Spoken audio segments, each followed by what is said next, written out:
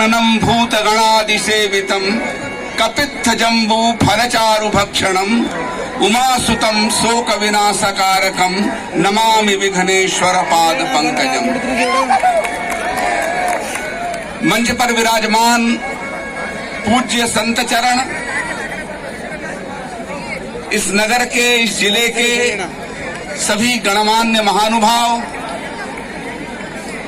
और इस पूरे प्रांगण में उपस्थित सभी हिंदू भाइयों और बहनों, मैं आप सबको प्रणाम करता हूं।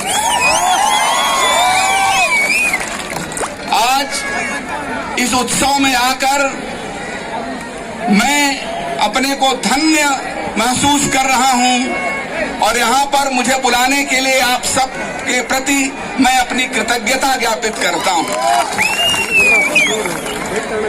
बंधुओं, स्वामी विवेकानंद जी ने कहा था, गर्व से कहो हम हिंदू हैं। हमें हिंदू होने का गर्व है। दुनिया में हम ही हैं जो दुनिया को कुटुंब मानते हैं। वसुधैव कुटुंबकम, यह विचार दुनिया में किसी का है तो हिंदू का है। दुनिया में किसी का लक्ष्य होगा अपने भगवान को मानने के लिए प्रचार करना, अपने धर्म स्थल को मानने के लिए प्रचार करना, अपने देवी देवता को मानने के लिए प्रचार करना। अनादिकाल से हमारे पुरखों ने लक्ष्य रखा, कृणवंतो विश्वमार्यम, यह दुनिया हमारा कुटुंब है और इस दुनिया को श्रेष्ठ बनाना, यही हमने अपना लक्ष्य रखा।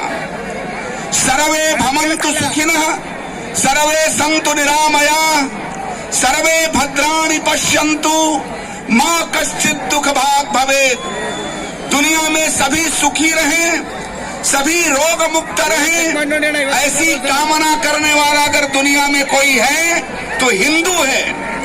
इसलिए अगर दुनिया को बचाना है तो इसी विचार के आधार पर बचाया जा सकता है। दुनिया को यही विचार बचाएगा। दुनिया हमारा कुटुंब है, दुनिया को श्रेष्ठ बनाना हमारा संकल्प है और सभी सुखी रहें, सभी रोग मुक्त रहें, ऐसी कामना करने वाला विचार ही दुनिया को बचाएगा। दुनिया में सभी ईसाई बन जाएं, दुनिया में सभी मुसलमान बन जाएं, एक की दुनिया में मुसलमान के अलावा किसी को जगह नहीं है, एक की दुनिया में ईसाई के अलावा कोई जगह किसी को जगह नहीं है। दुनिया में केवल हमारी ही दुनिया ऐसी है, दुनिया में केवल हमारी ही दुनिया ऐसी है जिसमें हिमालय देवतात्मा है, हमने पर्वत को भी भगवान माना है, हमने नदी को ही देवी माना है, हमने कण कण में ईश्वर का दर्शन किया है। दुनिया में वही विचार दुनिया को बचाएगा। यह विचार रहेगा तो दुनिया रहेगी और यह विचार तब रहेगा जब हिंदू रहेगा। इसीलिए संगठित हिंदू की आवश्यकता है। बंधुओं, 1947 में देश को आजादी मिली। हम अपना अमृत महोत्सव वर्ष देश की आजादी का मना रहे हैं, लेकिन देश की आजादी का अमृत महोत्सव वर्ष मनाते समय हमें इस बात का ध्यान रखना होगा, आजादी के एक दिन पहले इस देश का 29% भूभाग इस देश से अलग हो गया था। इस देश के 62 जिले इस देश से अलग हो गए थे। 52 शक्तिपीठ में 8 शक्तिपीठ हमसे अलग हो गए थे। इस देश के 62 जिले अलग हो गए थे। देश जब आजाद हुआ तो पाणिनि की जन्मस्थली पराई हो गई थी, गुरु नानक की जन्मस्थली पराई हो गई थी, ननकाना साहब पराया हो गया था, लौका लाहौर पराया हो गया था, 10 लाख हिंदुओं का कत्लेआम हुआ था और 1.5 करोड़ हिंदू विस्थापित हुए थे। यह इसलिए हुआ था कि हिंदू कमजोर था, इसलिए हिंदू को मजबूत करना, संगठित करना, यही आज की आवश्यकता है। हमारे तिलक जी महाराज ने इस देश में स्वातंत्र्य के लिए, एकता के लिए गणपति पूजा का जो परंपरा आरंभ की है, आज स्वाधीनता गणपति पूजा के माध्यम से समाज को संगठित करने की और ज्यादा आवश्यकता है। 75 वर्ष बाद हम जहां खड़े हैं उसके आत्मचिंतन की आवश्यकता है। आज इस देश के महापुरुषों के बारे में न्यून दृष्टिकोण रखने वाला समाज, न्यून दृष्टिकोण करने वाला विचार इस देश में पनप रहा है। तो जो आजन्म कारावास मातृभूमि की आजादी के लिए जिनको मिले, काले पानी में अमानवीय यातनाएं जिन्होंने झेली, ऐसे वीर सावरकर जैसे महापुरुष और उनके बारे में न्यून धारणा रखने वाले लोग इस देश में हैं। इस देश में देशभक्त एक परिवार के हैं, ऐसा विचार लोगों के मन में आया। वीर सावरकर जिन्होंने 2 आजीवन कारावास जिनको हुए, उनके चित्र फाड़ने का दुर्भाग्यपूर्ण कुकृत्य इस प्रांत में हुआ है। सावरकर जी का चित्र फाड़ के कोई क्या करेगा? सावरकर जी इस देश के कोटि कोटि हिंदुओं के, कोटि कोटि राष्ट्रभक्तों के हृदय में विराजमान है। बंधुओं, यह देश कन्या गिलगिट से लेकर कन्याकुमारी तक, अटक से लेकर कटक तक, ये हमारी भारत माता है।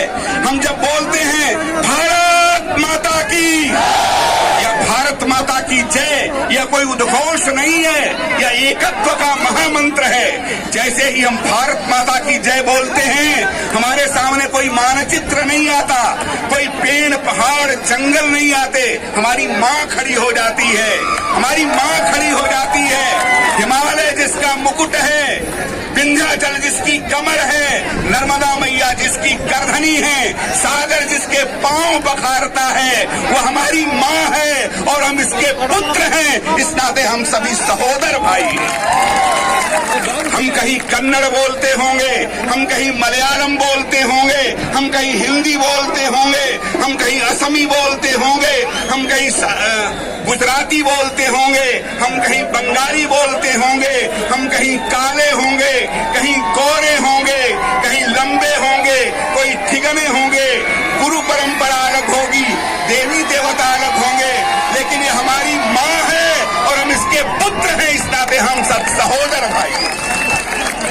बंधुओं, इस देश में जो संघर्ष चल रहा है, वह संघर्ष 2 विचारों का चल रहा है। एक विचार जो इस देश को मातृभूमि मानते हैं और एक विचार जो इस देश को भूमि मात्र मानते हैं। हम इस देश को मातृभूमि मानने वाले हैं लोग हैं। अब स्वर्णमयी लंका लक्ष्मण ममन रोचते, जननी जन्मभूमिश्च स्वर्गादपि गरीयसी, यह हमारी माँ है, हम इसके पुत्र हैं। यहाँ के नागरिक कोई हो सकते हैं, भारत का नागरिक कोई हो सकता है।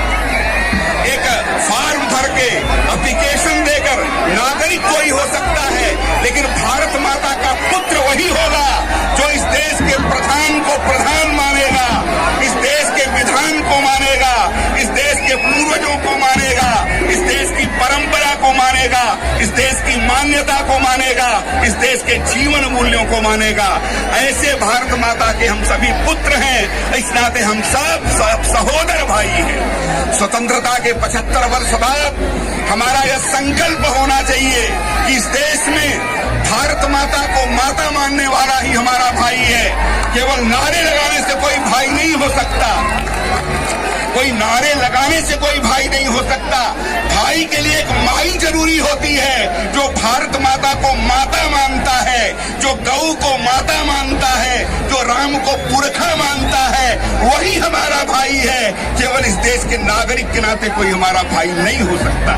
ये विचार हमारे मन में लाने की जरूरत है। आज इस गणपति उत्सव के महापर्व पर मैं आप सबको प्रणाम करते हुए हम सभी संकल्प लें कि हम एक संगठित हिंदू शक्ति, एक आग्रही हिंदू शक्ति, एक श्रद्धावान हिंदू शक्ति खड़ा करके इस देश की सभी समस्याएं जो हमें दिख रही हैं, इस पर हमारे पुरखों ने विजय प्राप्त की, इस पर हम भी विजय प्राप्त करेंगे। उलझे सुलझे प्रश्नों का है उत्तर केवल एक, हिंदू हम सब एक, हिंदू हम सब एक।